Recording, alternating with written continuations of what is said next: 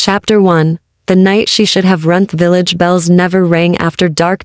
So when their iron tongues broke the silence 3 hours past sunset, Elara knew someone was dead. She stood at the window of her rented room above the cobbler's shop, one hand pressed to the cold glass, watching lanterns bob through the crooked streets below. Voices rose sharp, afraid. The kind of fear that came when something had gone wrong in a way no one could fix. She should have stayed inside, locked the door, pulled the curtains. Instead, she grabbed her shawl and went down. The crowd had gathered near the fountain in the square, a knot of bodies pressed tight around something she couldn't see. Elara slipped between shoulders and elbows, ignoring the murmurs, until she reached the front. A man lay on the cobblestones. His throat was torn open. His eyes were wide, frozen in whatever he'd seen last. Blood pooled beneath him, black in the moonlight, and the air smelled of copper and something else, something sweet and wrong. Vampire? Someone whispered. The word rippled through the crowd like wind through dry leaves. Elara's chest tightened.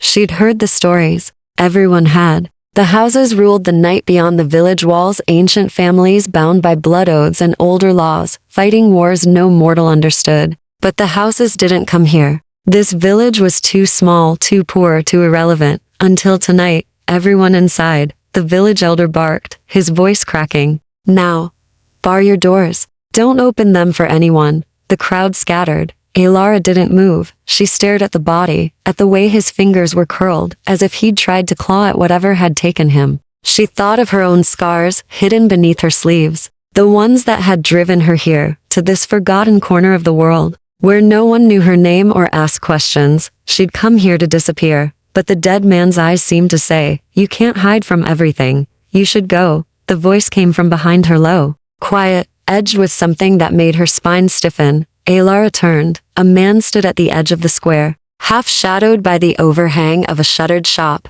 He was tall, dressed in dark clothes that might have been expensive once, though now they were dusty and travel-worn. His face was sharp, pale, almost too still. His eyes caught the moonlight and reflected it back like a cat's. He looked at her the way a wolf might look at something that had wandered too close to its den. I'm going, she said. Though her feet didn't move, his gaze flicked to the body, then back to her. You're staring. Someone's dead. Yes. Don't you care? His expression didn't change. I care that you're standing in the open when you shouldn't be. Why do you care what I do? For a moment, he didn't answer. Then he stepped forward into the light, and she saw him clearly. He was beautiful in the way old things were beautiful, carved, deliberate, untouchable. But there was something wrong in the stillness of his chest, the way his skin didn't flush with cold or exertion. His eyes were dark, but there were flecks of gold in them, like embers buried in ash. Because, he said quietly, you smell like fear. And fear draws them. Her heart kicked hard against her ribs. Them? The ones who did this. You mean vampires? He didn't deny it. Elara took a step back. Then another. Her mind was screaming at her to run, but her legs felt slow, heavy, like she was moving through water. You're one of them, she said. Yes. Are you going to kill me? He tilted his head, studying her. No, I'm not. Because I don't feed on the unwilling. His voice was flat, factual. And because you're not my concern. Then why are you talking to me? I'm wondering the same thing. The bells rang again, closer this time, frantic. Elara's stomach dropped. She looked toward the church at the end of the square, where the bell tower stood black against the sky. They're coming back, she whispered. Yes. What do I do? He watched her for a long moment, and she had the strangest sense that he was weighing something, her life, maybe, against something heavier. Run, he said finally. Find shelter. Don't stop until you're behind stone and iron.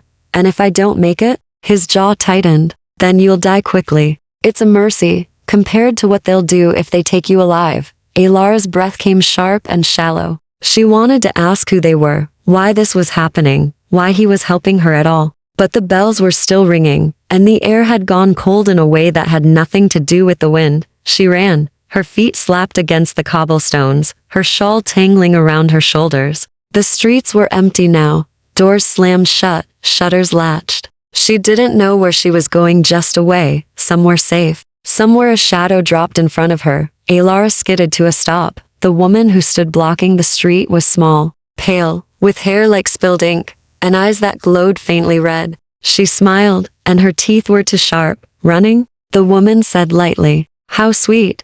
Alar's throat closed. The woman took a step forward. You reek of him. Did he touch you? Did he mark you? I don't liar. The woman moved faster than anything human, and suddenly her hand was around Alar's throat, lifting her off the ground. Alara gasped, clawing at the iron grip, her vision going dark at the edges. Let her go. The voice was cold, absolute. The woman's smile faltered. She turned her head, and Alara saw him, the man from the square, standing at the mouth of the alley. His eyes were burning now, gold and furious. Kieran, the woman said, almost purring. I should have known. Release her, now.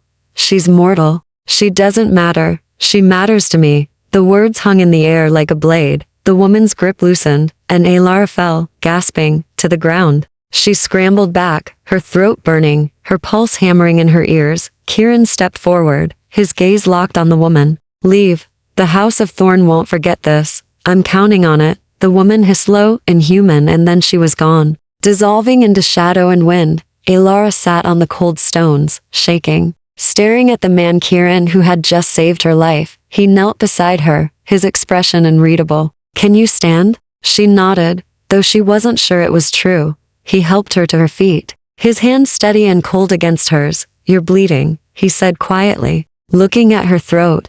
I'll be fine. No, you won't. His eyes met hers, and for the first time, she saw something beneath the cold, something raw and old and tired. They know you now. They'll come back, and when they do, I won't be able to stop them alone.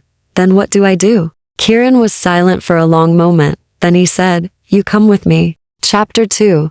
The House of Ash and Silencelara should have said no. She should have turned and run back to her room, barred the door, and waited for dawn. But the woman's fingers were still burning against her throat, and the dead man's eyes were still staring at nothing in her mind. And Kieran was watching her with something that looked almost like regret. Where? She asked, her voice hoarse. Somewhere they won't follow tonight. And tomorrow? Tomorrow is a problem for tomorrow. He turned and started walking, not waiting to see if she'd follow. Alara hesitated for only a heartbeat before her feet moved on their own. Fear was a better compass than pride, and right now, fear said the vampire who'd saved her life was safer than the one who'd tried to take it. They moved through the village in silence, keeping to the shadows. Kieran walked like he knew every stone, every turn, every place where the darkness pooled deepest. He didn't look back, but somehow Alara knew. He was aware of her breathing, her footsteps, the wild rhythm of her pulse. The edge of the village,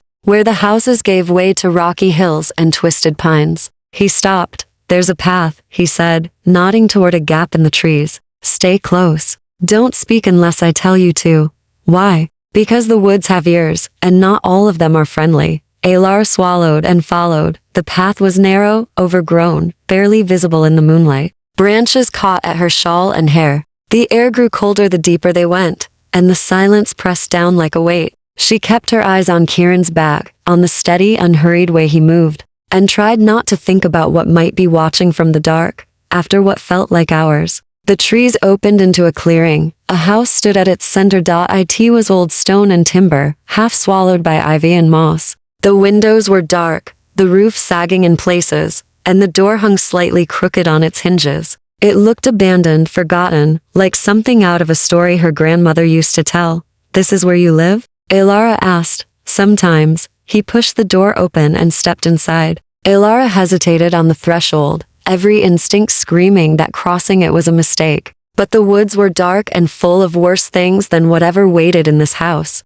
So she stepped through. The inside was colder than the outside. The main room was large, sparse, lit only by the moonlight streaming through gaps in the shutters. There was a fireplace, long cold, and a table with 2 chairs. A staircase led up into shadow. Everything was covered in a thin layer of dust, as if no one had lived here in years. Kieran moved to the fireplace and knelt, striking flint until a small flame caught. The light grew slowly, pushing back the dark, and Alara saw his face more clearly now, sharp, tired, ancient in a way that had nothing to do with age. Sit, he said, nodding toward one of the chairs. She sat, her hands folded in her lap, watching him. He didn't sit. He stood by the fire, his back to her, staring into the flames like they held answers he didn't want to hear. What was that woman? Alara asked quietly. A hunter from the House of Thorn. And what's that? One of the ruling families. They control the Eastern Territory's forests, villages, anyone who lives under their moon. He paused.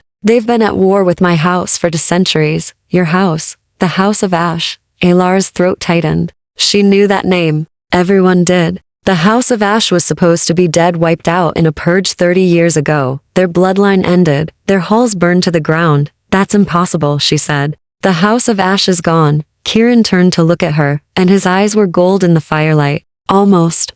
Almost? I'm what's left. The words hung between them, heavy and final. Alara stared at him, trying to reconcile the stories she'd heard of monsters, tyrants, blood-soaked nobles who ruled with cruelty and fear with the man standing in front of her. He didn't look cruel. He looked exhausted. Why did she say I reeked of you? Alara asked. Kieran's jaw tightened. Because I touched you. My scent is on your skin now. To another vampire, it looks like a claim. A claim? A mark of protection. Or possession, depending on who you ask. Alara's stomach twisted. I didn't agree to that. I know. Then why? Because it was the only way to make her hesitate long enough for you to survive. His voice was flat, controlled. If you want to be angry, be angry. But you're alive, and that matters more than your pride. She wanted to argue, to tell him he had no right to make that choice for her. But he was right. She was alive. And the alternative was lying in the square with her throat torn open. Why did you help me? She asked instead. Kieran was silent for a long time. Then he said, I don't know. That's not an answer. It's the only one I have. He turned back to the fire. And Alara watched the way the light played across his face, sharp cheekbones, pale skin, the faint hollows beneath his eyes. He looked like he hadn't slept in years. Maybe he hadn't. She didn't know how vampires worked, only the stories. And stories were always wrong about something. What happens now? She asked. You stay here tonight. At dawn, I'll sleep. You'll be safe until sunset. And then? Then we figure out how to keep the House of Thorn from hunting you. Can't you just tell them to stop? Kieran laughed, a low, bitter sound. I'm the last of a dead house. I have no authority, no army, no leverage. All I have is a reputation, and that won't protect you for long. Then why did that woman leave when you told her to? He looked at her, and for the first time, something like surprise crossed his face. Because she was young, arrogant. She thought I was bluffing. He paused. Next time, they'll send someone who knows better. Alara's hands clenched in her lap. So I'm going to die. Not if I can help it.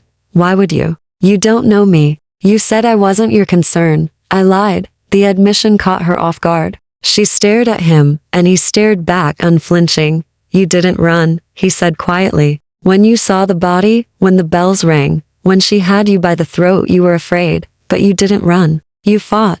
He tilted his head slightly. That's rare. Most people freeze. Or they beg. You did neither. I was terrified. I know. But you stayed standing. Alara didn't know what to say to that. She looked down at her hands, at the faint scars on her wrists, old wounds, old choices, old failures. She'd come to this village to forget them, to disappear. But disappearing didn't work when the world came looking for you. Get some rest, Kieran said, his voice softer now. The sun will rise in a few hours. You'll be safe then.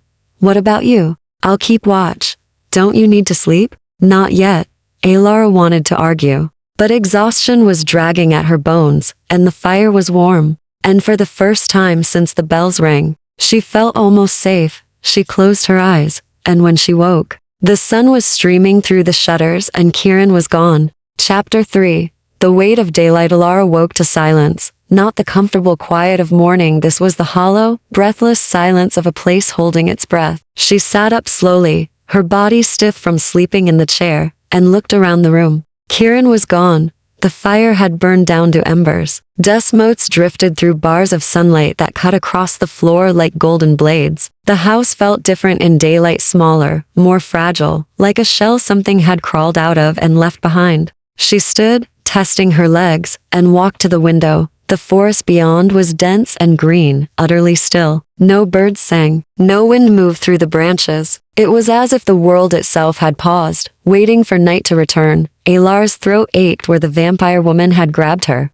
She touched it gently, feeling the tender bruises beneath her skin, and tried not to think about how close she'd come to dying. You should eat something. She spun around. Kieran stood in the doorway to the stairs, watching her. He looked different. In daylight pallor, sharper, like something carved from marble. His eyes were shadowed, his movements careful, as if the sunlight itself was a weight pressing down on him. I thought you'd be asleep, Elara said, her heart still racing. I am. Mostly.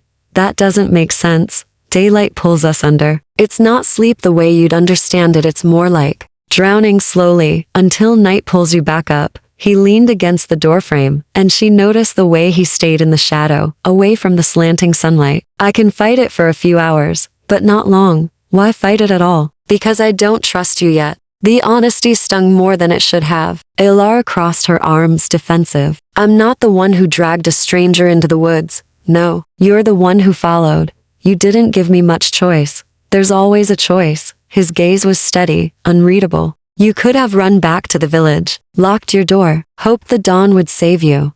Would it have? No, Elara looked away, her jaw tight. She hated that he was right, hated that she was here, in this crumbling house, dependent on a vampire who barely seemed to tolerate her presence. There's bread in the pantry, Kieran said, and water from the well outside. It's safe, I checked it last night.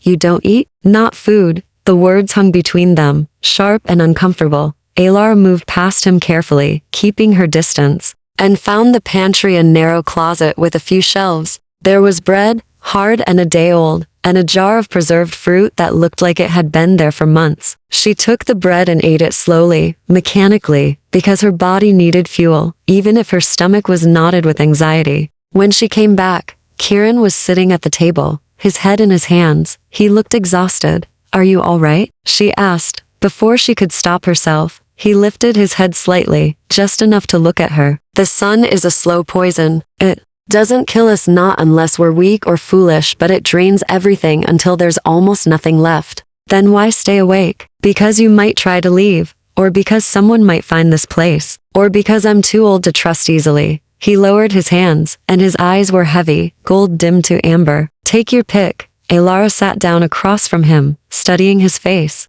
Up close, she could see the faint lines around his eyes, the tension in his jaw. He looked like someone who'd been carrying something heavy for a very long time. How old are you? She asked quietly.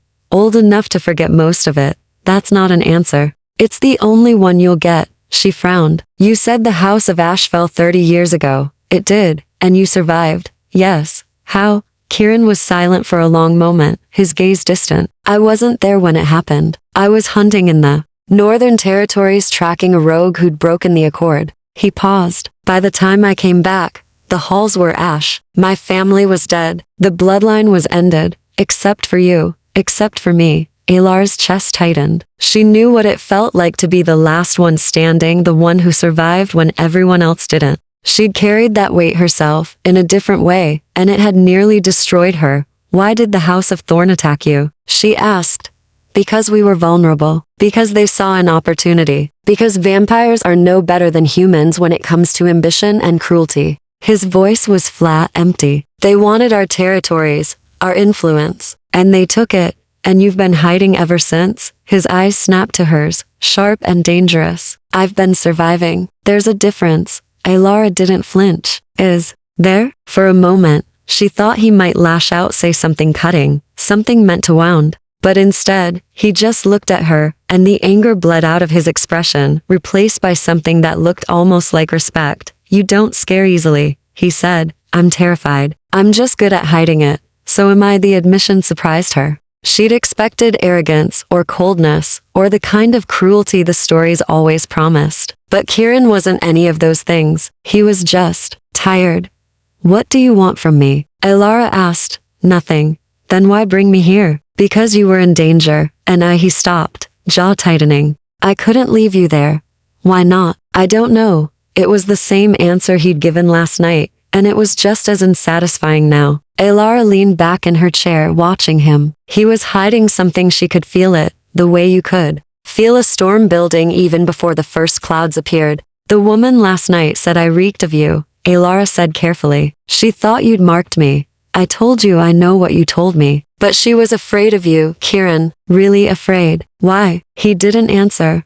What aren't you telling me? Kieran stood abruptly, the chair scraping against the floor. He walked to the window, staying just outside the sunlight's reach, and stared out at the trees. The House of Ash wasn't just any house, he said quietly. We were the oldest, the first bloodline, born when the accord was made. We held the balance between the houses, enforced the laws, kept the peace. He paused. When we fell, the balance fell with us. And now the houses are at war over territories, over power, over blood. Alar's stomach dropped. And the House of Thorn thinks I'm part of that war. Yes, because you helped me, yes. So I'm a target. Kieran turned to look at her, and his expression was bleak. You were a target the moment she smelled me on you. Helping you again won't make it worse. That's supposed to be comforting? No, it's supposed to be honest. Alar stood, her hands curling into fists. I didn't ask for this. I came here to disappear, to start over, and now I'm caught in some vampire war. I don't understand, I know.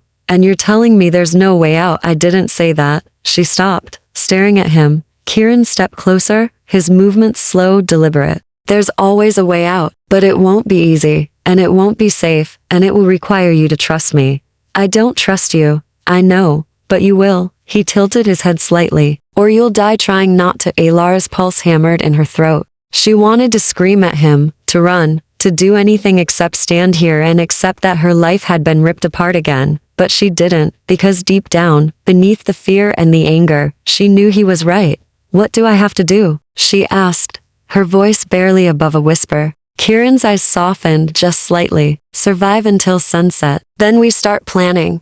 And if they come back before then I'll kill them. The certainty in his voice should have frightened her. Instead, it felt almost like safety. Chapter 4. Threads in the dark. The hours dragged. Alara spent the afternoon exploring the house, if only to keep her mind from spiraling. The rooms were few and sparse, a kitchen with a rusted stove, a pantry half empty, a washroom with a cracked mirror. Upstairs, there were 2 bedrooms. One was bare except for a single chair facing the window. The other had a bed with sheets that smelled of dust and time. She found herself standing in the doorway of that second room, staring at the bed. This was where he slept, where he drowned in daylight and waited for night to pull him back. The thought made her skin prickle. She turned away and went back downstairs. Kieran was still at the table, his head resting against his folded arms. He looked like he'd finally surrendered to the pull of the sun. His breathing was shallow, almost imperceptible, and his skin had gone even paler, like porcelain,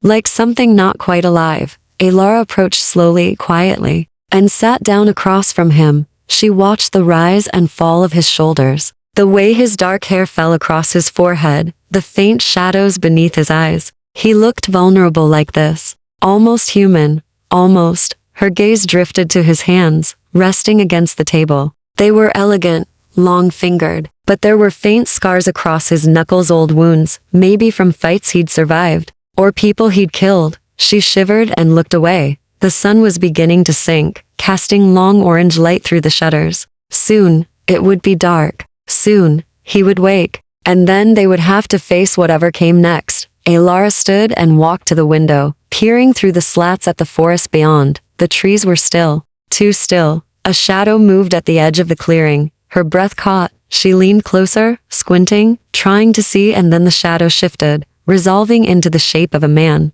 No, not a man. Something taller, thinner, with limbs that bent wrong and eyes that glowed faintly in the growing dusk. Alara stumbled back from the window, her heart slamming against her ribs. Kieran, she whispered. He didn't move. Kieran. Still nothing. The shadow moved closer, slipping between the trees with unnatural grace. And then another appeared. And another. 3 of them now, circling the house like wolves around a wounded deer. Alara's hands shook. She looked at Kieran, still unconscious, still trapped in the sun's grip, and then back at the window. They were coming. She ran to the door and checked the lock. It was old iron, sturdy enough. But would it hold against vampires? She didn't know. She didn't know anything except that she was alone and daylight was fading and Kieran wouldn't wake in time. A scratch at the door. Alara froze. Silence. Then another scratch. Slow and deliberate, like claws dragging across wood. We know you're in there, little mortal. The voice was soft, almost playful. Female, we can smell your fear. It's delicious. Alara pressed her back against the wall, her breath coming fast and shallow. Come out, the voice continued. Make this easy. We'll be gentle, mostly, laughter low, cruel, echoing from multiple throats. Alara's gaze darted to the table, to Kieran's still form. She wanted to scream at him to wake up, to help her, but the sun hadn't set yet. He couldn't, she was on her own. Her eyes fell on the fireplace. The iron poker leaned against the stone, black and heavy. She grabbed it, gripping it with both hands, and turned back toward the door. The scratching stopped. Silence pressed down like a held breath. Then the door shuddered once, hard, like something had thrown itself against it. Alara flinched, but held her ground. Another impact. The wood groaned. The hinges rattled. Iron and stone won't save you. The voice sang out. We'll tear through it eventually. Or we'll wait. Either way, you'll be ours by midnight. Alara's mind raced. She couldn't fight them. Couldn't outrun them. Couldn't. Her gaze snapped to Kieran. The sun was almost gone. Just a sliver of orange light clinging to the horizon. Come on, she whispered, her voice shaking. Wake up, please. The door shuddered again, harder this time. A crack split down the center. Alara tightened her grip on the poker and stepped in front of Kieran, placing herself between him and the door. If they broke through, they'd have to go through her first. The thought should have terrified her. Instead, it felt almost right.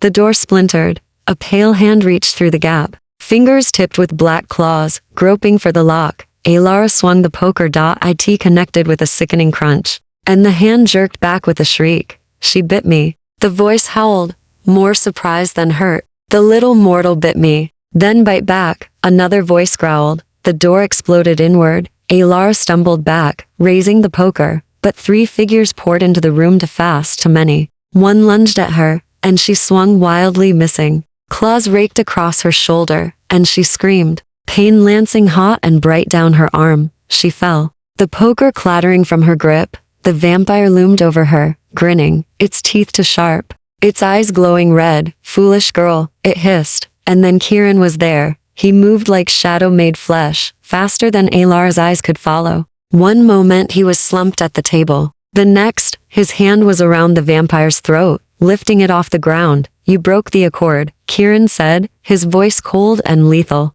You entered my sanctuary uninvited. The vampire clawed at his grip, choking. We were ordered. I don't care. Kieran's hand tightened, and the vampire's neck snapped like dry wood. The body crumpled to the floor, lifeless. The other 2 vampires froze, staring at Kieran with wide, fearful eyes. He turned to face them, and his eyes were burning pure gold, blazing with rage and something older. Something that made the air itself feel heavy. Leave, he said quietly, or join your friend. They fled. The room fell silent. Kieran stood in the center of the carnage, breathing hard, his hands clenched into fists. Slowly, the gold faded from his eyes, replaced by something darker, more human. He turned to Alara. She was still on the floor, clutching her bleeding shoulder, staring at him with a mixture of shock and awe. You're hurt, he said, his voice softer now. I'm fine. You're bleeding. I said I'm fine. He knelt beside her, ignoring her protests, and gently moved her hand away from the wound. The claws had torn through fabric and skin, leaving 4 deep gashes across her shoulder. Kieran's jaw tightened. This needs to be cleaned.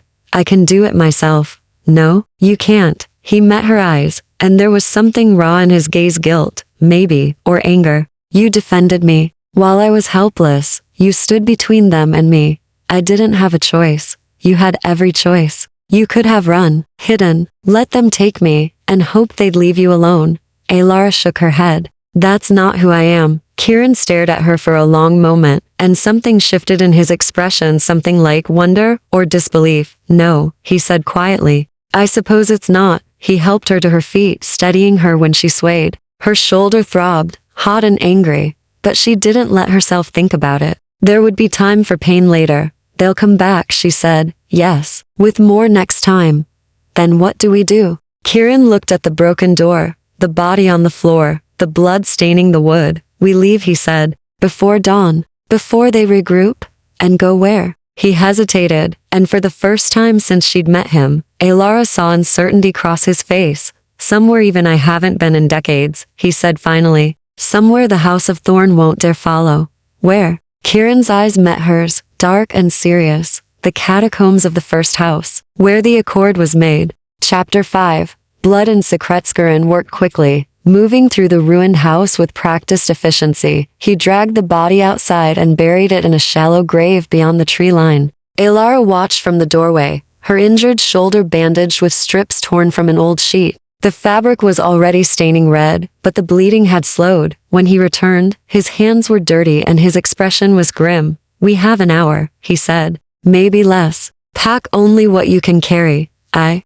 don't have anything to pack." He looked at her and seemed to remember that she'd fled the village with nothing but the clothes on her back and a shawl. "Right," he said quietly. He disappeared upstairs and returned moments later with a dark cloak, worn but sturdy. "Wear this. The nights are cold where we're going." Alara took it, feeling the weight of the fabric. It smelled like him, like stone and night air and something faintly metallic she couldn't name. "Thank you," she said. He nodded once and turned to gather his own things, a leather satchel, a blade that gleamed silver in the firelight, a small wooden box he handled with careful reverence before tucking it into the bag. Alara watched him, questions burning on her tongue. "What's in the box?" "Nothing that concerns you." "Everything about this concerns me now." Kieran paused, his hand still on the satchel. For a moment, she thought he wouldn't answer. Then he said, "Ashes. Of what?" "My family. What little remained after the fire."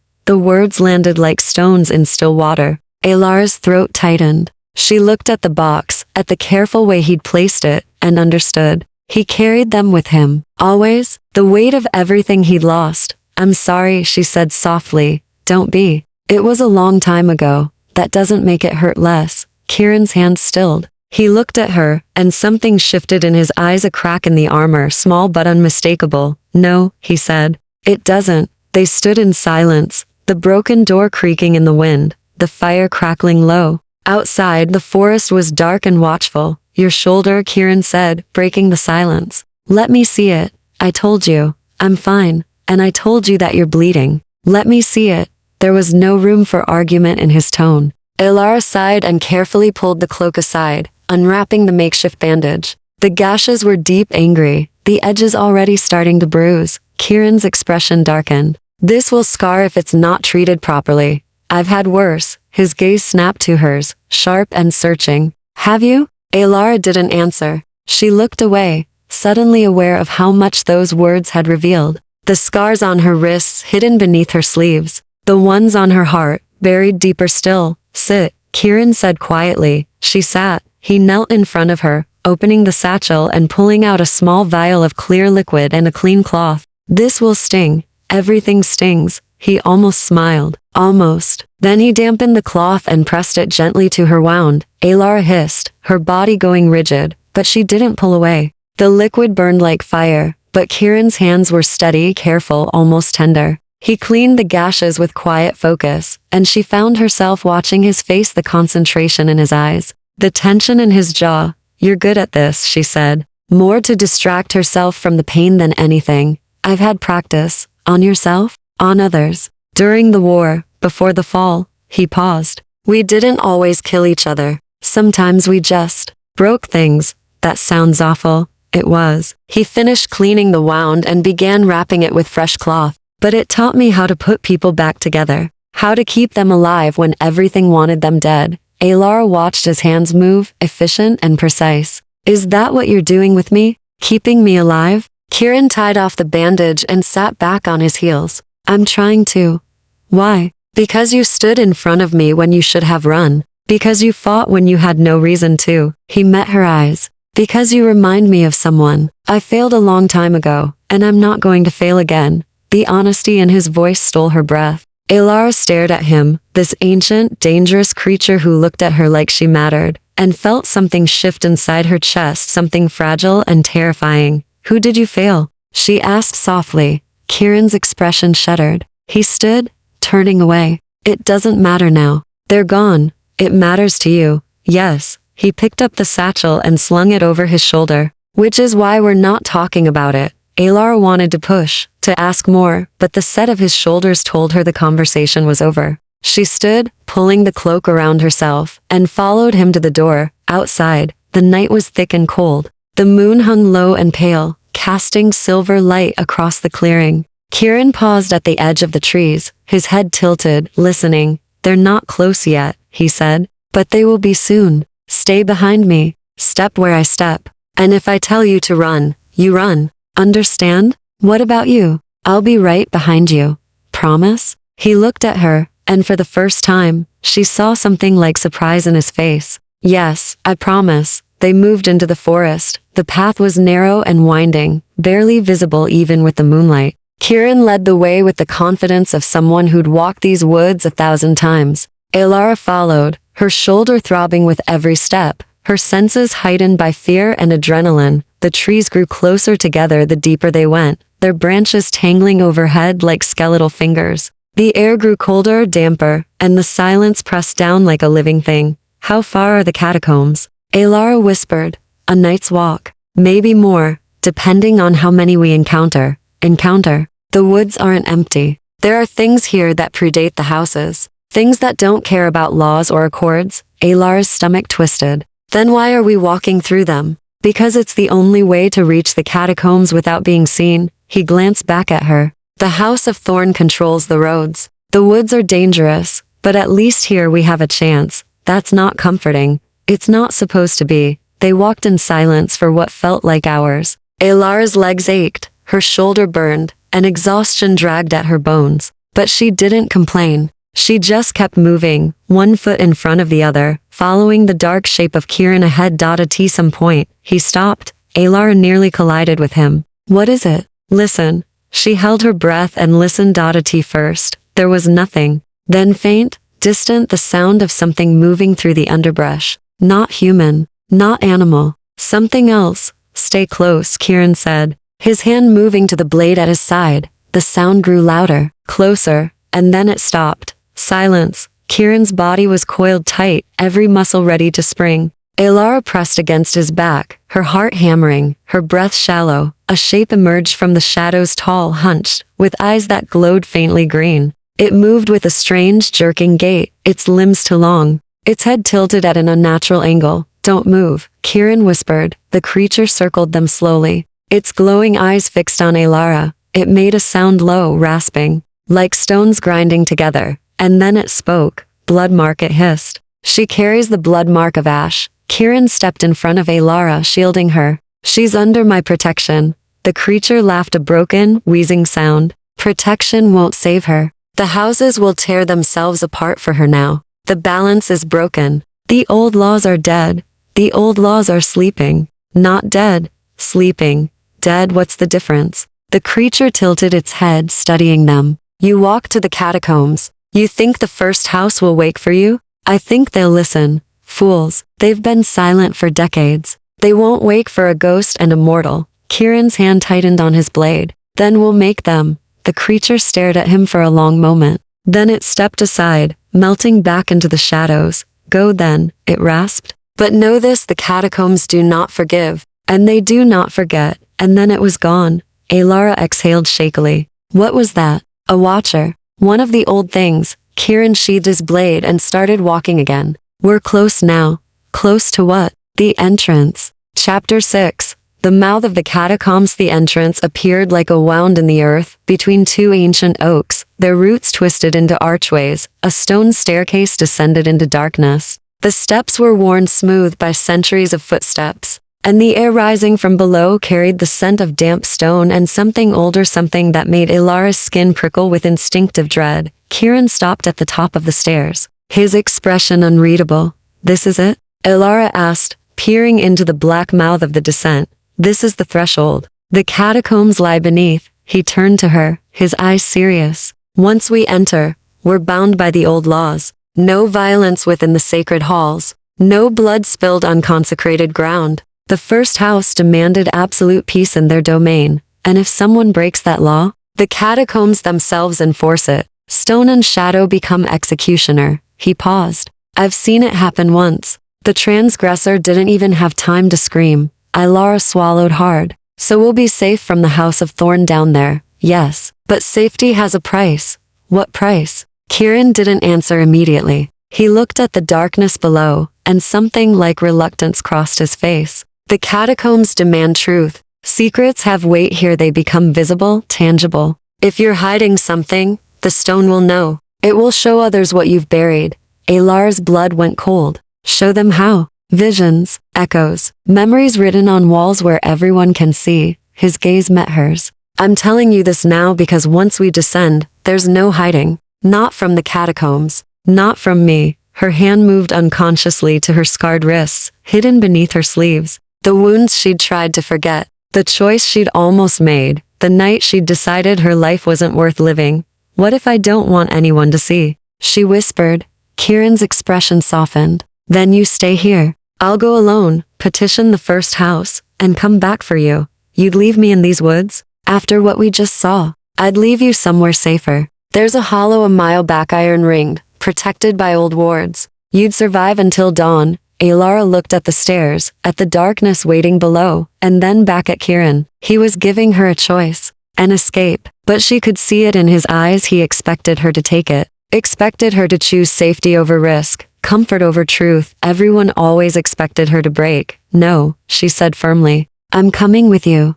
Kieran studied her face. You don't know what the catacombs will reveal. Neither do you. I know enough about my own past to fear it. Then we'll fear it together. Alara lifted her chin, meeting his gaze steadily. You said I defended you when I didn't have to. Well, you've protected me when you could have walked away. I'm not abandoning you now. Something flickered in Kieran's eyes, surprise, maybe, or gratitude. He looked at her like she was a puzzle he couldn't quite solve. You're stubborn, he said quietly. You're not the first person to notice. The corner of his mouth twitched almost a smile. Then he nodded once and started down the stairs. Alara followed. The darkness swallowed them immediately. The moonlight faded after the first dozen steps, replaced by a thick, pressing blackness that seemed to have weight. Alara kept one hand on the damp stone wall, the other clutching her cloak, her feet finding each step carefully. Ahead, Kieran moved with easy confidence, his vampire eyes piercing the dark. Stay close, he murmured. The stairs are treacherous. I can barely see you. Then hold on to me. Alara hesitated only a moment before reaching out and gripping the back of his cloak. The fabric was rough beneath her fingers, but solid, real. An anchor in the darkness. They descended in silence. The stairs seemed endless, spiraling down and down into the earth's heart. The air grew colder with each step, and Alara's breath misted in front of her face. Her wounded shoulder ached, a dull throb that matched the rhythm of her heartbeat. Finally, the stairs ended. They stepped into a vast chamber, lit by a strange, pale phosphorescence that emanated from the walls themselves. The light was dim, ghostly, but enough to see by. Alara gasped. The chamber was enormous, a cathedral carved from living rock. Massive pillars rose to support a vaulted ceiling lost in shadow. The walls were covered in carvings, faces, symbols, scenes of battles and rituals that dated back centuries. And between the carvings, names were etched in elegant script, thousands of them, layer upon layer. The registry, Kieran said quietly. Every vampire bound by the accord had their name carved here. A record of the covenant. Alara moved closer to one wall, running her fingers over the names. Some were worn smooth by time. Others were fresh, the stone around them still sharp. Are you here? She asked. Yes, somewhere. Kieran's voice was distant. Though I haven't looked in decades. She turned to find him standing in the center of the chamber, his head tilted back, staring at the ceiling. His expression was complicated grief and reverence and something that looked like longing. This was where it began, he said. Where the first house gathered the warring families and demanded peace. Where they created the accord and bound us all to its laws. He lowered his gaze to the floor. Where a massive seal was carved into the stone, a circle divided into 7 segments, each marked with a different symbol. Blood was spilled here willingly, mixed together, and sealed with oaths older than memory. For 2,000 years, the accord held, until your house fell. Alara said softly, yes, until we fell. Kieran's hands clenched at his sides. The first house went silent after that. They withdrew into the deepest chambers and haven't been seen since. Some say they sleep, others say they're dead. But the catacombs remain, and the laws still hold power. Do you think they'll answer you? I don't know. But I have to try. He looked at her. If they wake, they'll demand answers. They'll want to know why the accord was broken, why the balance failed. And they'll look into both of us to find the truth. Alara's stomach tightened. What will they see in me? Everything you've ever hidden. Every scar, every secret, every choice you regret. His voice was gentle. But also everything you've survived. Every moment you chose to keep living when it would have been easier to give up. tears pricked at Alar's eyes. She blinked them away, angry at herself for the weakness. And you? What will they see in you? Kieran was quiet for a long moment. Then he said, failure, loss, 30 years of surviving, when I should have died with my family. He paused. And now, for the first time in decades, something that almost feels like hope. His eyes met hers across the chamber, and the weight of his words settled between them like a living thing. Before Alara could respond, a sound echoed through the darkness, a low, resonant hum that seemed to come from the stone itself. Kieran's head snapped toward one of the archways leading deeper into the catacombs. They know we're here. The first house? Or something that serves them. He moved toward her quickly. Whatever happens next, stay calm, show respect, and don't lie, not even to spare yourself. The stone will know.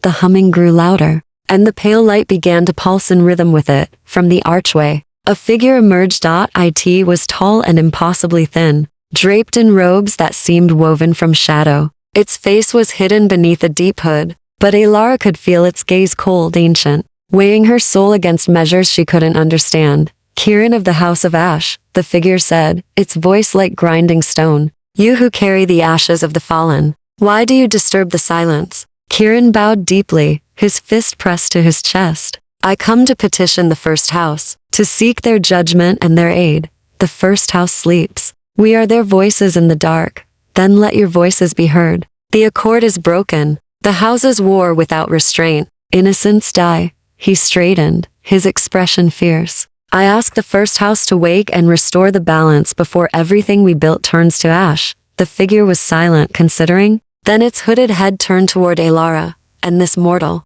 why does she bear your mark? Alara's heart hammered, but she forced herself to stand tall. Because he protected me, and I chose to stand with him. Chose? The word echoed strangely. Mortals do not choose in matters of houses. I did. The figure moved closer, gliding across the stone without seeming to walk. It stopped in front of Alara, and she felt the weight of its attention like pressure against her skin. Show us, it commanded, and the walls began to glow. Chapter 7. What the stone reveals. Light spread across the walls like spilled water, and the carvings began to move. Alara watched in horror as the stone rippled and reformed, showing images that were hers, memories she'd buried, moments she'd tried to forget. The walls became windows into her past, and everyone could see. A small apartment, bare walls, empty bottles on the counter, her hands shaking as she held a blade to her wrist, tears streaming down her face, the phone ringing, unanswered. The choice she'd almost made, stopped only by a knock at the door. A neighbor, checking because they'd heard her crying through the walls. Alara's breath came in short, sharp gasps. She wanted to look away, to run, but her feet were rooted to the stone. The memories kept coming, relentless. The betrayal that had broken her, a man she'd loved, who'd stolen her savings and disappeared. The job she'd lost because she couldn't stop crying. The friends who'd slowly stopped calling because she was too much, too broken, too heavy to carry. And then the village. The quiet room above the cobbler's shop. The slow, painful work of learning to wake up each morning and choose to keep going. The walls stilled. The images faded. Alara stood trembling, exposed, her secrets laid bare before these ancient beings and before Kieran. She couldn't look at him, couldn't bear to see pity or disgust, or worse, understanding. A mortal who has touched death and turned away, the robed figure said, its voice neutral. Who carries wounds deeper than flesh? Yes, Alara whispered, and yet you stand here, in the darkness, unafraid. I'm terrified, but you stand. The figure tilted its head. Why? Alara finally raised her eyes, meeting the darkness where the figure's face should be. Because hiding didn't save me, running didn't heal me, and I'm tired of being afraid. The figure was silent for a long moment. Then it turned to Kieran. Your turn, Last of Ash. Kieran's jaw tightened, but he didn't protest. He simply stood straighter, his hands loose at his sides, and waited. The walls began to glow again. This time, the images were older, painted in shades of gold and crimson and deep shadow. A great hall, magnificent and terrible, filled with vampires in ceremonial dress. Kieran stood among them, younger, his face lined by grief, his eyes bright with purpose. He wore the colors of the House of Ash, silver and black, marked with a symbol Alara didn't recognize. Beside him stood a woman. She was beautiful, dark-haired, fierce-eyed, with a smile that could cut glass. She wore matching colors, and the way Kieran looked at her made Alara's chest ache with recognition. Love, absolute and unguarded. The scene shifted. War, blood, flames consuming the great hall. Vampires fighting vampires. The accord shattered. Kieran, fighting his way through smoke and death, calling a name Sierra over and over, finding her body in the ruins. The way he'd cradled her, his face twisted with anguish, his hands stained with ash and blood, the choice he'd made then to leave, to hunt those responsible, to survive when everything in him wanted to die with her, and then decades of solitude, hunting, hiding, carrying her ashes because he couldn't carry her. The walls went dark. Kieran stood rigid, his face carved from stone, his eyes fixed on nothing. But Alara saw the tremor in his hands, the tightness around his mouth. She took a step toward him before she could stop herself. Kieran, don't. His voice was rough, barely controlled. Don't say you're sorry.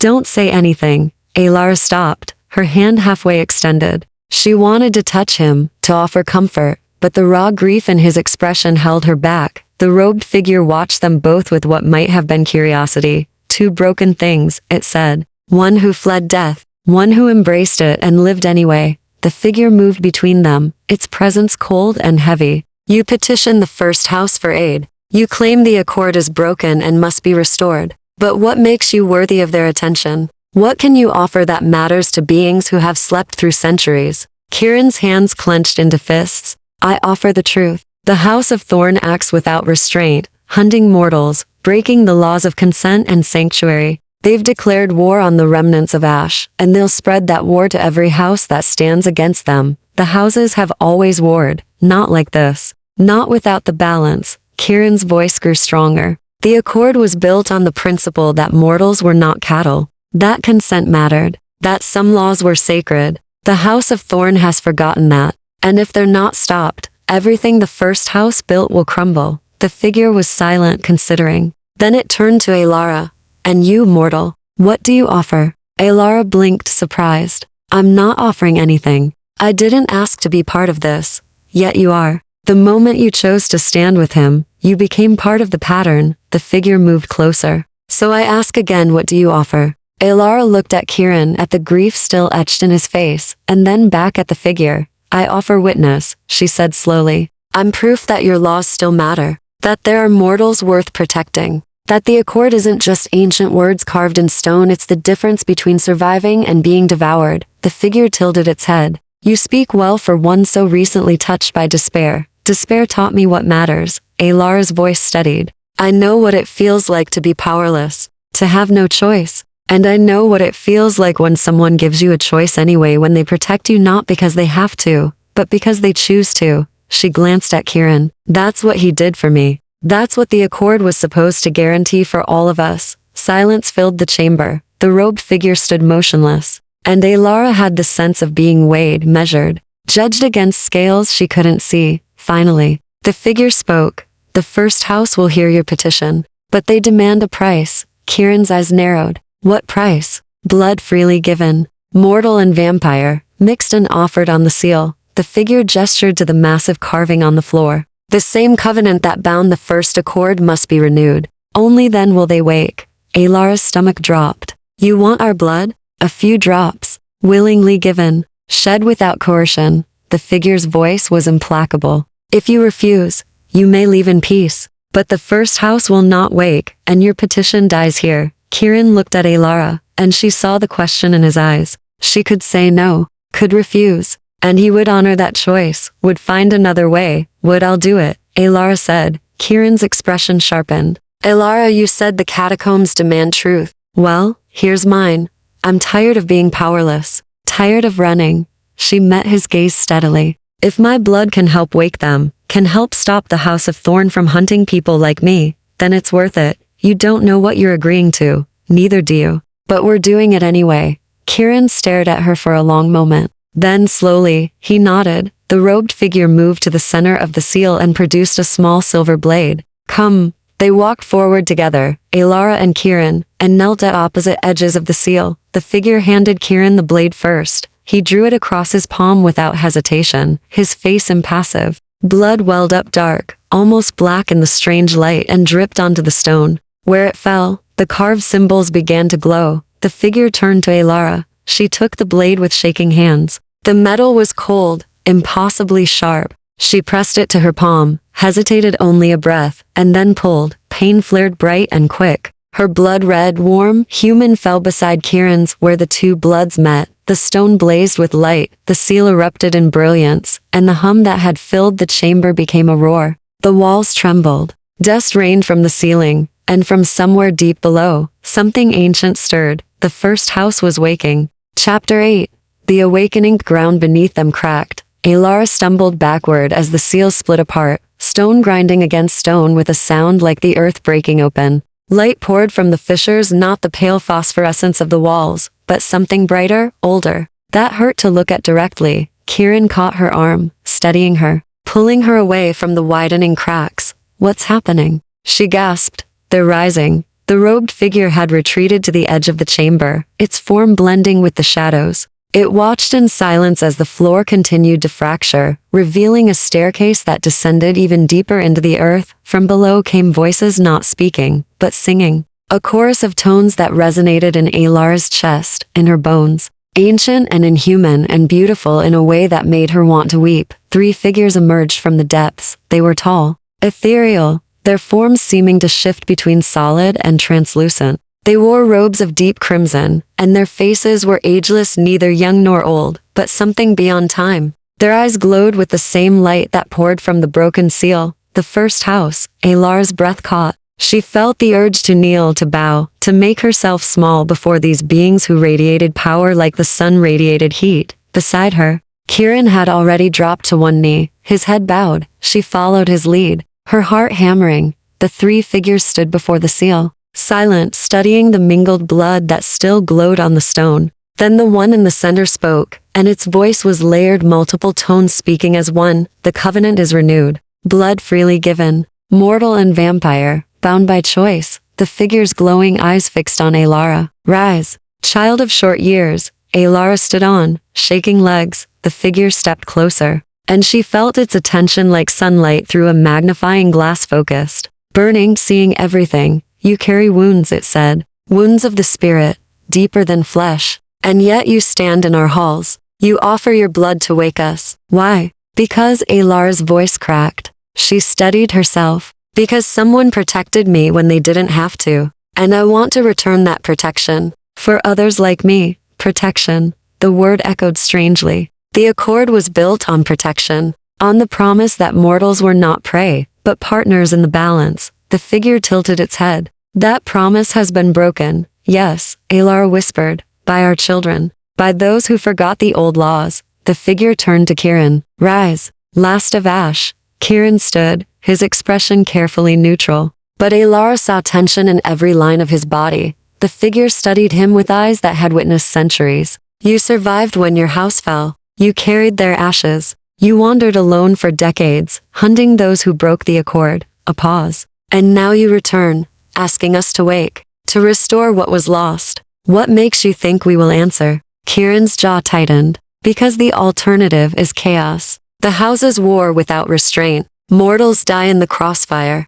Everything you built, everything you sacrificed to create is unraveling. We built the accord to prevent exactly this, another of the 3 figures said, its voice colder. We bound the houses with oaths of blood and stone, and still they broke faith. Why should we intervene again? Because you're the first house, Kieran said, his voice steady despite the tremor Alara heard beneath it. Because the balance only holds when you enforce it. Without you, there is no accord, only power and violence. The 3 figures exchanged glances, a conversation happening in silence. In the space between heartbeats, finally, the center figure spoke again. The House of Thorn has declared you outcast, Kieran of Ash. They hunt you. They hunt this mortal you've marked. They claim you violated the laws of territory and consent. They lie, Kieran said flatly. I saved her life. I gave her a choice. She chose to stand with me, and yet she bears your mark, your scent. To others, it appears as possession. Appearance isn't truth. No, but it is power. The figure's gaze moved between them. The House of Thorn uses your connection to justify their hunt. They claim you've broken the accord by binding a mortal without her consent, and they demand your execution as restitution. Alara's blood went cold. That's not what happened. We know, child. We can see the truth written in your blood, in your memories shown on our walls. The figure's expression, what little could be read on that ageless face, softened slightly. But truth and politics are different things. The House of Thorn wants war. They want the territories of Ash, and they will use any justification to claim them, then stop them, Kieran said, his voice hard. You have the authority. You created the accord. Enforce it. Enforcement requires strength, unity, the presence of all the houses bound by the covenant. The figure gestured to the walls, where thousands of names were carved. But the houses are fractured, half asleep in isolation. Others war amongst themselves. The balance is already broken. We cannot restore it alone. Then what do we do? Elara asked, finding her voice. Just accept that the House of Thorn can hunt us, that they can kill mortals without consequence. The three figures were silent for a moment. Then the one on the left spoke for the first time, its voice gentler than the others. There is one path forward. Difficult, dangerous, but possible. Kieran's eyes narrowed. What path? The accord was built on 7 houses, 7 bloodlines, each holding a territory, each bound by oath. The figure's glow brightened. The House of Ash was the first among them, the enforcers, the balance keepers. When Ash fell, the center collapsed. But if Ash could be restored, I'm the last, Kieran said quietly. There is no house to restore. You are the last of the blood. But a house is more than blood. It is oaths, territory, allies, strength. The figure stepped closer. You could rebuild, Kieran of Ash, reclaim your halls, gather those who remember the old laws, forge new alliances. That would take decades, centuries maybe, or it could take months if you had the right catalyst. The figure's eyes moved to Elara, a mortal who stands willingly with a vampire, who renews the covenant in her own blood, who reminds the houses what they swore to protect. Elara's stomach dropped. You want to use me.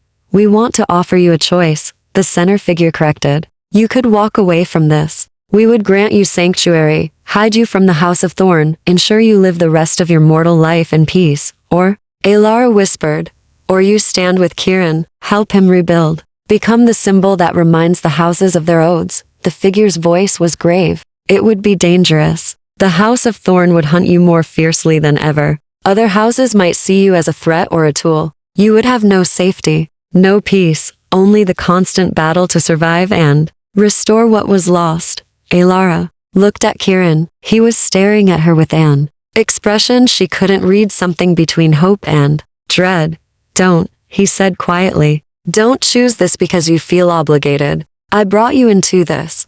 But you don't have to. What do you want? Elara interrupted. Kieran's mouth opened, then closed. For a long moment, he just looked at her. Then he said, I want to rebuild. I want to restore the House of Ash, to make the accord mean something again. But I won't ask you to sacrifice your life for that. You're not asking. I'm choosing. Elara turned back to the first house. If I do this, if I help him rebuild, what happens to me? You become part of the House of Ash, not as property, not as prey, but as partner, protected by its laws, bound by its oaths. The figure paused. And when your mortal life reaches its end, you would face a choice, to pass into death, or to accept the gift of immortality and continue the work. The weight of those words settled over Elara like a shroud.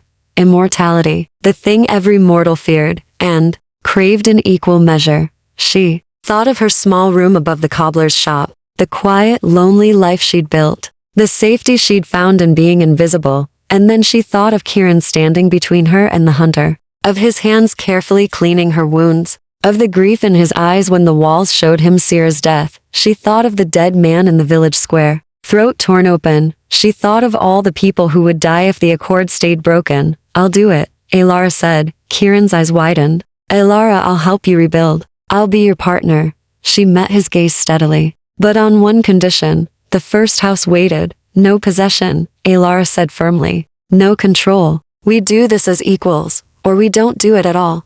The three figures looked at each other. Then, together, they smiled, the first expression of emotion Elara had seen from them. Agreed, they said in unison, and the seal beneath them blazed with light once more. Chapter 9. The hunt begins. The light faded, and the seal reformed beneath their feet, but it was different now. Where before it had shown 7 segments, each marked with a house symbol, now one segment glowed brighter than the rest. The symbol of ash, a phoenix rising from flames pulsed with silver light. Alara stared at it, her hand still bleeding, her heart still racing from the weight of what she'd just agreed to. The covenant is sealed, the first house said. The house of ash is reborn, not in its former glory, not yet but in promise, in potential. The central figure raised one pale hand. We grant you our blessing, Kiran, last of ash, and we grant you our protection, Alara, witness of the covenant. But understand this, we cannot fight your battles for you. We can only open the path. You must walk it yourselves. What path? Kiran asked, his voice rough. To your halls. To what remains of your territory. The figure gestured, and the air shimmered. An image formed, a ruined castle on a cliff overlooking a dark sea, its towers broken, its walls scorched black. The House of Thorn claimed your lands after the fall. They've held them for 30 years. But by the old laws, those lands are still yours by blood. If you can reclaim them, the other houses will have to acknowledge your return. Alar's throat tightened. You want us to take back a castle from an entire house of vampires? Not the entire house, just those who currently occupy it. The figure's eyes glinted. 3 dozen, perhaps. Maybe 4. That's insane. Alara breathed. It's necessary. The first house corrected. The House of Thorn respects only strength. If you cannot reclaim what is yours, you have no right to rebuild. Kiran's jaw clenched. And if we fail? Then you die, and the House of Ash dies with you. The accord remains broken, and the houses continue their descent into chaos. The words hung in the air like a death sentence. Kiran turned to Alara, his expression fierce. You can still walk away. Take their offer of sanctuary. This isn't your fight. You keep saying that, Alara said quietly. But you're wrong. The moment that hunter grabbed my throat, it became my fight. The moment I saw that dead man in the square, it became everyone's fight. She lifted her chin. Besides, we made a deal. Partners, equals. That means I don't run when things get hard. Something shifted in Kiran's face, a crack in the armor. A glimpse of the grief and hope and desperate loneliness beneath. You're going to get yourself killed. Probably. But at least I'll die standing. For a moment, he just stared at her. Then, impossibly, he smiled, a real smile, small and sad and genuine. You're insane. So are you. The first house watched them with what might have been approval. The path will not be easy. The House of Thorn will know the moment you approach your territory. They will send hunters, warriors, everything they have to stop you. How do we fight them? Alara asked. I'm human. I can't. You have something they don't. The figure interrupted. You have truth. You have the covenant renewed in your blood. And you have something no vampire has held in decades, the legitimate claim to the House of Ash. The figure's gaze moved to Kiran. But truth and legitimacy mean nothing without strength. You must gather allies. Those who remember the old laws. Those who would see the accord restored. Where? Kiran's voice was skeptical. Most vampires either serve the great houses or hide in exile. Who would risk standing with me? Those who have already lost everything, the first house said. Those who have no loyalty to the current powers. And those, the figure's eyes glinted, who hate the House of Thorn more than they fear death. Kiran was silent, considering. Then he nodded slowly. I know where to start. The first house stepped back, their forms already beginning to fade. Then go. Reclaim what is yours. Rebuild what was broken. And when you stand in your halls again, send word to the houses. Tell them the accord still binds them. Tell them the House of Ash has returned. And if they don't listen? Alara asked. The figures smiled, cold, ancient. Absolute. Then make them. And with that, they descended back into the depths, the staircase, ceiling behind them. The light fading until only the phosphorescent walls remained. Alara and Kiran stood alone in the chamber, the silence pressed down, heavy with the weight of what they'd just committed to. Are you sure about this? Kiran asked quietly. Alara looked at her bleeding palm, at the symbol of ash still glowing faintly on the seal, at the vampire standing beside her who'd saved her life and shown her his deepest grief. No, she admitted. But I'm doing it anyway. Kiran's expression softened. He reached out slowly, giving her time to pull away, and when she didn't, he took her injured hand in his. His skin was cold, but his touch was gentle as he wrapped the wound with a strip of cloth from his satchel. Thank you, he said simply. For what? For not running. For standing with me when you have every reason not to. He finished tying the bandage and met her eyes. For giving me something I thought I'd lost forever. What's that? Hope. Alar's chest tightened. She wanted to say something profound, something that matched the moment, but all that came out was, "Don't make me regret this." He almost laughed. "I'll try not to." They made their way back through the catacombs in silence, climbing the endless stairs toward the surface. The robed guardian was gone, the registry chamber empty. The carved names seemed to watch them pass, witnesses to the covenant they'd made. When they finally emerged into the forest, dawn was breaking. The sky was pale gray, streaked with pink and gold. The air was cold and sharp, carrying the scent of pine and damp earth. Birds were beginning to sing. Alara breathed deeply, feeling the morning on her skin, in her lungs. She was alive, still human, but no longer the same person who'd fled the village 2 nights ago. "We need to move," Kieran said, already scanning the trees. "The House of Thorn will know we've been to the catacombs. They'll be hunting us." "How will they know?" He gestured to the symbol on the seal, still faintly visible through the gap in the earth. "The first house's blessing isn't subtle. Every vampire within 100 miles will feel it, a shift in the old power, the accord stirring after decades of sleep." His eyes were hard. "The House of Thorn won't wait. They'll come with everything they have."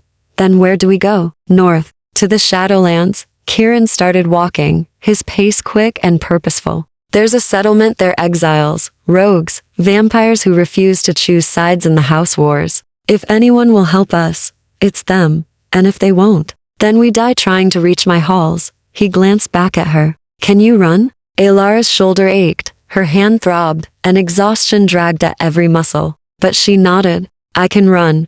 "Good, because we're about to." A howl split the air. It came from the south, distant but clear, a hunting cry that made Alara's blood freeze. Kieran's expression went dark. "They're already here." Another howl answered the first. Then another. A chorus of voices, inhuman and hungry, closing in. "Run," Kieran said. Alara ran. They tore through the forest, branches whipping at their faces, roots threatening to trip them with every step. Kieran moved ahead, clearing the path, his vampire speed, held back to match her mortal pace. Behind them, the howls grew louder. Alara's lungs burned. Her legs screamed. But she didn't stop. She thought of the dead man in the square, of the hunter's claws at her throat, of Kieran's voice saying, "You stood between them and me." She thought of the choice she'd made in the catacombs, and she ran harder. "There." Kieran pointed ahead, where the trees opened onto a rocky ravine. "If we can cross before they catch us." A shadow dropped from the branches above. Kieran shoved Alara aside just as claws raked the air where she'd been standing. The vampire landed in a crouch. Grinning female, young, eyes glowing red. "Going somewhere, last of Ash?" More shadows emerged from the trees. 5, 10, a dozen vampires, surrounding them, cutting off every escape. Kieran stepped in front of Alara, his blade already drawn. "You can't win this," the young vampire said, almost conversational. "Surrender the mortal, and we'll make your death quick." Kieran's eyes blazed gold. "Come and take her." The vampires attacked. Chapter 10. Blood and Kieran moved like lightning made flesh. His blade flashed silver in the dawn light, catching the first vampire across the throat. The creature shrieked and fell, dissolving into shadow and ash before it hit the ground. 2 more lunged from opposite sides. Kieran spun impossibly fast, his blade singing through the air. 1 vampire dodged back. The other wasn't quick enough. Its arms separated from its body in a spray of dark blood, but there were too many. Alara pressed her back against a tree, clutching a fallen branch like a weapon, her heart hammering so hard she thought it might burst. She watched Kieran fight, beautiful and terrible, every movement precise and deadly, but for every vampire he cut down, 2 more took its place. They were going to die here. A vampire broke through Kieran's defense. Racing toward Alara with claws extended and teeth bared, she swung the branch with everything she had. It connected with the vampire's face, splintering on impact. The creature stumbled, more surprised than hurt, and Alara used the moment to drive the jagged end of the branch into its chest. It wasn't silver. It wasn't even sharp. But the vampire screamed anyway, clawing at the wood, and Alara twisted it deeper. Her hands slick with blood, hers or the vampire's. She couldn't tell. The creature collapsed, thrashing. "Alara, down." She dropped flat as Kieran's blade whistled over her head, taking the head off a vampire that had been lunging for her back. He hauled her to her feet. "Stay close to me. I'm trying." Another vampire came at them, older, larger, moving with the confidence of someone who'd survived centuries of fights. It locked blades with Kieran, forcing him back step by step. You're slower than you used to be, last of Ash, the vampire taunted. Age catching up? Or just tired of running? Kieran's eyes blazed brighter. Neither. He twisted, breaking the lock, and drove his blade up under the vampire's ribs. The creature gasped, eyes going wide, and then crumbled to dust. But the moment of victory cost him. A vampire tackled him from behind, driving him to the ground. Claws raked across his back, shredding fabric and skin. Kieran snarled, rolling, fighting to throw the creature off, but two more piled on, pinning him down. Kieran. Ilara screamed. She grabbed a rock and hurled it at the nearest vampire. It bounced off the creature's skull, doing nothing, but it got its attention. The vampire turned to her, grinning. Brave. Stupid but brave. It started toward her. Ilara backed up, her hands scrabbling for another weapon, another rock, anything. Her fingers closed on something cold and metallic. Kieran's blade. He must have dropped it when they tackled him. She lifted it with both hands, the weight nearly too much, and held it out like a barrier between her and the approaching vampire. Stay back, she warned, her voice shaking. The vampire laughed. You don't even know how to hold that properly. Maybe not, but I know which end kills you. The vampire lunged. Ilara didn't think. She just moved, thrusting the blade forward with all her strength. The silver sank into the vampire's chest. The creature froze, eyes wide with shock, and then began to dissolve, skin cracking like porcelain, body crumbling to ash that the wind scattered across the forest floor. Ilara stood trembling, the blade still extended, staring at the empty space where the vampire had been. Ilara. She spun. Kieran had fought free of the vampires, pinning him, but he was bleeding from a dozen wounds, his movements slower now, his face tight with pain. The remaining vampires, 6, maybe 7, circled them like wolves who'd scented blood and knew the kill was close. The young female vampire who'd spoken first stepped forward, her expression almost pitying. You fought well, both of you, but this ends now. Yes, a new voice agreed. It does. Everyone froze. A figure emerged from the trees, tall, cloaked in dark leather, moving with the fluid grace of a predator. This vampire was older than the others. Ilara could tell immediately. Not ancient like the first house, but old enough that power radiated from them like heat. The young vampire's confidence faltered. Lord Seal. We weren't expecting, obviously. The newcomer Seal surveyed the scene with cold gray eyes. I felt the shift, the old power stirring, and I thought to myself, could it be? Has someone actually renewed the accord? His gaze landed on Kieran. And here you are, last of Ash, still alive after all these years. Kieran raised his blade, though his arm trembled with the effort. Seal. I should have known the House of Thorn would send their best hunter. Hunter? Seal's mouth quirked. Is that what you think I am? Aren't you? I was. 30 years ago, when I helped burn your halls. Seal's expression was unreadable. I followed orders then. Believed the lies they told us, that the House of Ash had grown corrupt, that they threatened the balance, that their destruction was necessary for peace. And now? Kieran's voice was hard. Now I've had 30 years to watch the House of Thorn take everything the accord was meant to prevent. Territory without limit. Mortals treated as cattle. Violence without consequence. Seal's eyes gleamed. Now I think we made a mistake. The young vampire hissed. Lord Seal, you can't mean silence. Seal didn't even look at her. You and your pack are dismissed. Return to the House of Thorn and tell them you found nothing in these woods. But now, the authority in his voice was absolute. The vampires hesitated only a moment before melting into the shadows, their forms dissolving into mist and darkness. The young vampire was the last to leave. She stared at Seal with something like betrayal in her eyes, then vanished. Silence fell over the clearing. Kieran didn't lower his blade. Why? Why what? Seal asked mildly. Why send them away? Why help us? Because I'm tired of what we've become. Because I remember what the accord meant, and I'd like to see it mean something again. Seal's gaze moved to Ilara. And because if a mortal is willing to stand with the last of Ash, willing to renew the covenant in her own blood, then perhaps there's still hope for the rest of us. Ilara stepped forward, still gripping Kieran's blade. How do you know about the covenant? I felt it. Every vampire did. A ripple in the old magic. The first house stirring after decades of sleep. Seal smiled faintly. You've made quite the declaration, the two of you. Kieran's eyes narrowed. What do you want, Seal? The same thing you do. To restore the balance. To rebuild what was broken. Seal's expression grew serious. I can't undo what I did 30 years ago. Can't bring back the dead. But I can help you reclaim your halls. I can stand with you when you face the House of Thorn. Why would I trust you? You shouldn't. I helped destroy everything you loved. Seal met his gaze steadily. But I'm offering anyway. Because redemption starts with impossible choices. Kieran stared at him for a long moment. Then he looked at Alara. She saw the question in his eyes. The uncertainty. The war between vengeance and pragmatism. We need allies, she said quietly. You said so yourself. And he sent the others away when he could have killed us. He also burned my halls. I know. Alara held his gaze. But people change. I did. Maybe he did too. Kieran's jaw tightened. Finally, slowly, he lowered his blade. One mistake, he said to Seal. One hint of betrayal, and I'll end you. Seal inclined his head. Fair enough. And you don't get forgiveness. Not from me. You help us because it's right, not because it makes us even. Understood. Kieran swayed slightly, and Alara rushed to his side, steadying him. His wounds were still bleeding, his face pale, even for a vampire. Can you walk? She asked. I can manage. That's not what I asked. He almost smiled. No, probably not far. Seal moved closer. There's a safe house half a day's journey north. I can get you there, treat your wounds, and we can plan our next move. Our next move, Kieran repeated. You're assuming you're coming with us. I am. Unless you'd rather face the House of Thorns full might alone. Kieran looked at Alara again. She nodded slightly. Fine, he said. But I'm watching you.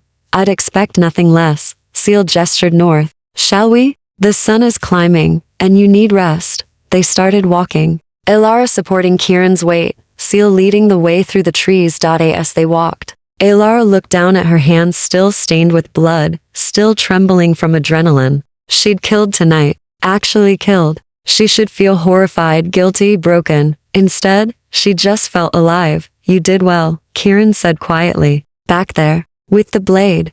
I was terrified. I know. But you stood anyway. His eyes met hers. That's what bravery is. Not the absence of fear. Just the choice to act despite it.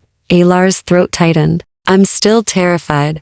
Good. That means you're paying attention. Ahead, Seal called back. The safe house is just beyond this ridge. We'll be there before full daylight. Kieran nodded, leaning more heavily on Alara. She supported his weight and kept walking. Behind them, the forest was silent, watching, waiting. The war for the House of Ash had begun.